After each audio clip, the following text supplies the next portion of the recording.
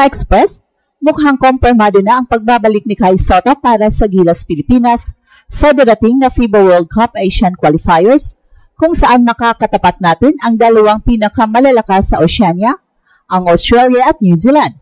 Ito ang pinakahinihintay ng mga fans dahil malaking dagdag si Kai sa rim protection at rebounding, bagay na matagal nang kulang sa ating national team.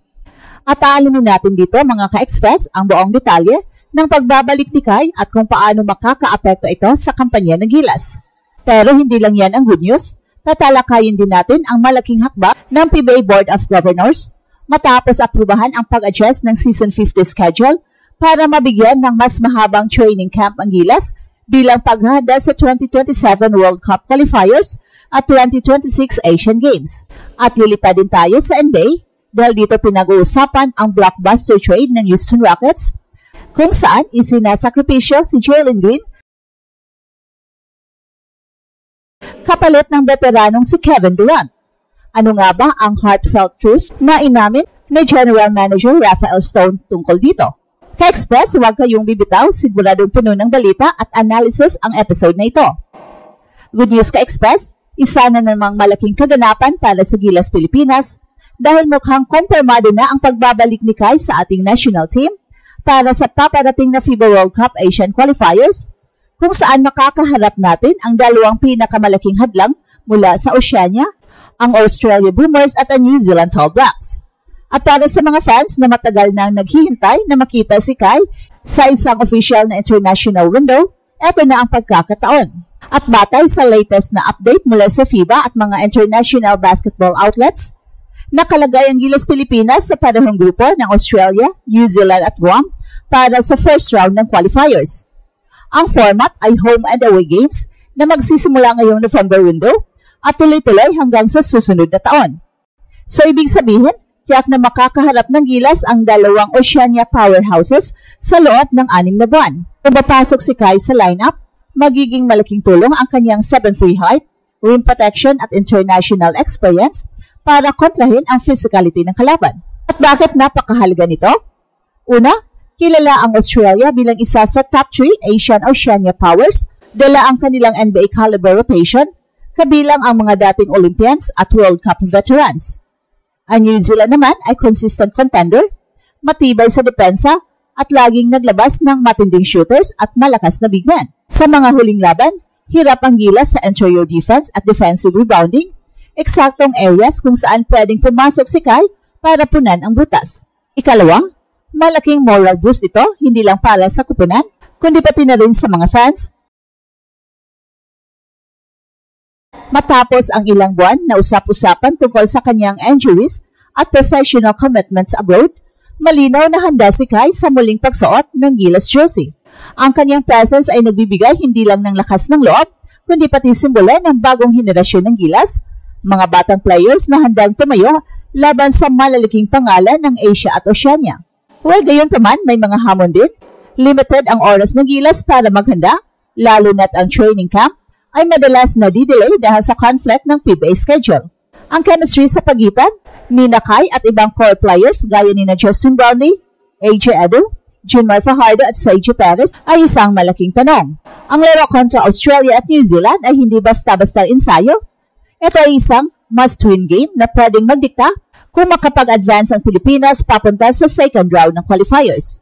Kung titingnan ang tactical side, maaring ipare si Kai kay AJ Edo para sa tinatawag na Twin Towers lineup, bagay na pwedeng sumagot sa laki at physicality ng Oceania teams. Pero dapat ding asahan ang paggamit kay Kai bilang stretch big na pwedeng magbigay ng spacing dahil sa kanyang mid-range shooting at passing ability. Kung magiging flexible ang coaching staff, magiging malaking sandata ang versatility ni Kai. Ang pagbabalik ni Kai para sa Gilas laban sa Australia at New Zealand ay hindi lang simpleng balita, isa itong game changer. Ito ang klase ng move na pwedeng magbigay ng pag-asa at kumpiyansa sa buong bansa na kaya nating lumaban at mag-survive sa pinakamalalaking giants ng qualifiers. Ka-Express, bukod sa pagbabalik ni Kai sa Gilas, may isa pang malaking balita na siguradong makakatulong sa ating national team na pagkasunduan ng PBA Board of Governors na i-adjust ang schedule ng Season 50 para mabigyan ng Gilas ng mas mahabang training camp bilang paghanda sa 2027 FIBA World Cup Asian Qualifiers at sa 2026 Asian Games. Ayon sa ulat ng Filipino Star ngayon, kahit pa 3 conferences pa rin ang lalaruin sa Season 50, gagawa ng paraan ng PBA na magkaroon ng mas mahabang pahinga sa pagitan ng mga torneo para makapasok ang extended Gilas training camp. So ibig sabihin, hindi na mauulit ang sitwasyon dati kung saan palaging nagmamadali ang team sa ensayo at tune-up games bago ang malalaking tournaments. Napakahalaga ng development na ito dahil isa sa mga matagal ng problema ng Gilas ay ang lack of preparation time. Madalas ay ilang linggo lang ang ensayo bago sumabak sa international games, kaya hirap makabuo ng chemistry at ma-implement ang sistema ng mga coaches.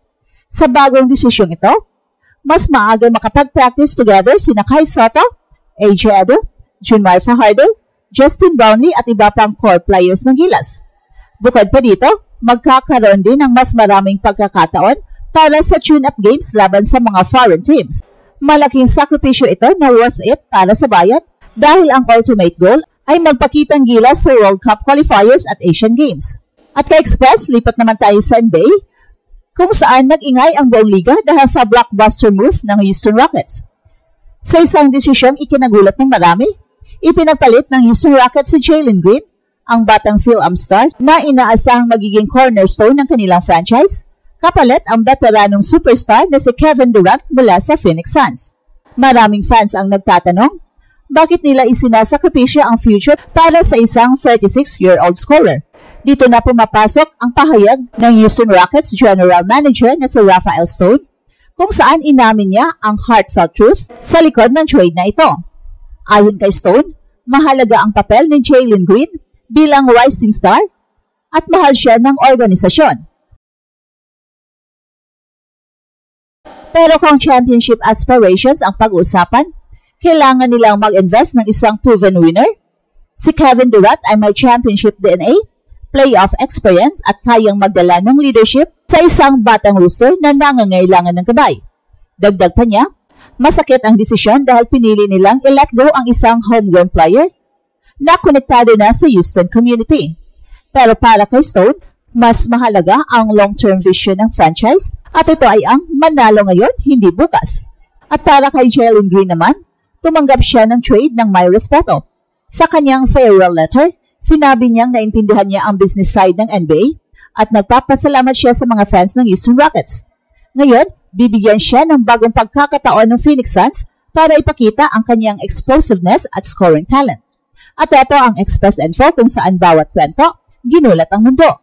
Don't forget to like and subscribe.